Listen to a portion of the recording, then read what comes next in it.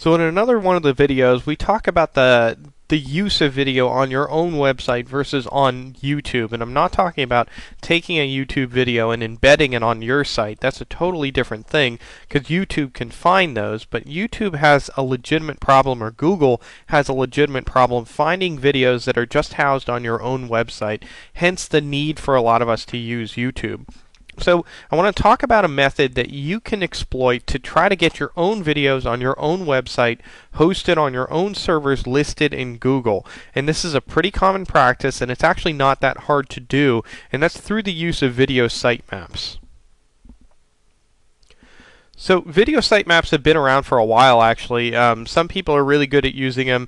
A lot of people actually don't even know what the heck they are. So I'm going to try to debunk a little bit of the mystery of a video sitemap and tell you kind of how easy this is and where it might be useful for you. So I did a search for the term fly fishing right now, and if you look in the results, as we talked about before, there's videos that show up on page 1 for fly fishing. But the catch is that you see YouTube, right? You see YouTube, but then you see this video from ehow.com. Now, eHow obviously is not hosting their videos using YouTube. They're running them off their own website. As a matter of fact, I have it pulled up right here. You can see that this is from their site using their player. This is all on their own website. So now the benefit is if a user clicks on this video, they go right to eHow. They're in their site. They see their ads. There isn't an additional step to get them from YouTube to the call to action. So it's a good thing for us as marketers to have that step eliminated. Now, this is kind of a difficult thing for a lot of people to do and to get to a point where they have a video listed here from their own website, but it's actually not as hard as you think. If you use video sitemaps, and video sitemaps are something that Google actually has come out and said, please submit video sitemaps if you have video because they are having trouble finding all the video on the web, then it'll help Google notice your video and increase the chances of it actually getting listed. So let me talk specifically about what you're looking at with a video sitemap. Now, a sitemap is just like any other sitemap. It uses an XML file that you submit through Google Webmaster Tools, and the docs actually tell you where to submit it. You could submit it through Webmaster Tools just like you submit a normal sitemap. The protocol is a little bit different though. So I'm going to talk through the protocol and show you a live example, 2 live examples of sitemaps, and I'm going to talk about specifics that you might want to use and tools that you have available. So this is a live sitemap that's actually in Google right now. I pulled it down from Google search. Looks like a normal sitemap, except it has a couple differences in terms of what information it's asking for. So I'm going to walk through a live example of this, but I just want to show you it's not really any different from a sitemap. So if you look from here to here, that is one video submission. Now I'll walk through the actual annotation here. First, we have the LOC. This is the actual location of where the video is housed on your own website. The second is the components around the video itself. So where is the video file in particular? Where's the SWF, the FLV, the MP4, whatever the content type? What's the title of the video? You have to specify that. Give us the description. Tell us where the thumbnail is. The thumbnail size is 160 by 120 pixels. That's the thumbnail size you have to provide. That's the thumbnail size that they use for this. So it's 160 by 120. And that has to be on your server too. Is the video family friendly? Yes or no? Where's the player location? This is probably the hardest thing for people to find. I actually can't really give you too much advice because it's going to vary so much from player to player, but you'll see it actually is easier than it sounds. And then that's it. This is one particular video for this person's website. You can see they have a number of videos. They don't all have to be on the same page. They don't have to use the same player. Regardless, this is a video sitemap. It's actually pretty simple. If you use this protocol and this format, you could actually write this totally by hand. It's not that hard to do. If you're pretty good with writing code by hand in Notepad or WordPad, whatever you're comfortable with, then great, you can do that. I personally don't like to do that, so I look for tools. So this is another example of a video sitemap. Same exact protocol, same exact content, but this is a WordPress-based version. You can see it's a lot easier to work with. It uses a paid plugin called Google Video Sitemap. The website is googlevideositemap.com. The output, again, is exactly the same. This is what you would submit to Google to tell them, hey, I have video on my pages, come get it. So if you want a very simple way to do this, then go check out this plugin. Again, it's a paid tool, but it really does simplify this if you're using WordPress. Now, there's also a free tool out there called Video Sitemap Pro, which does this for normal websites. Now, this isn't as easy, but it's still pretty easy.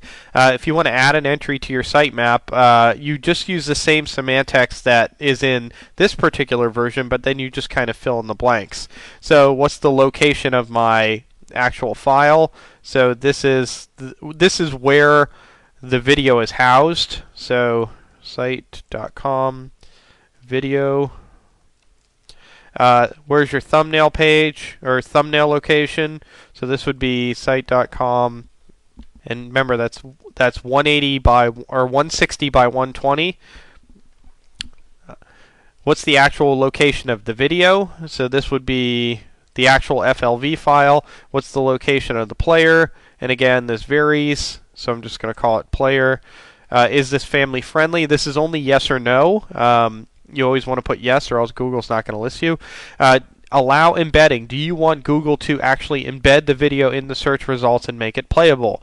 You want to put yes. And then the title and the duration of the video are the other two things that you want to add. The title, just repurpose whatever title you might use. The duration is in seconds. So if your video is 5 minutes, it's 5 times 60 with 3 however many seconds.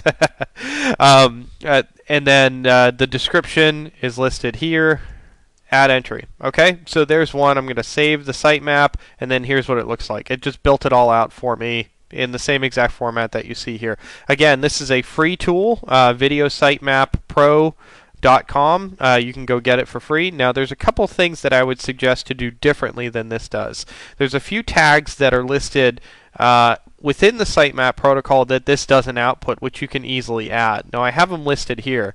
The ones that the tool itself adds are the location, the video, the content, the player location, thumbnail location, title, description. Now you can go further and you can add tags, which I would highly recommend doing. You can see video :tag, and you can add as many tags as necessary.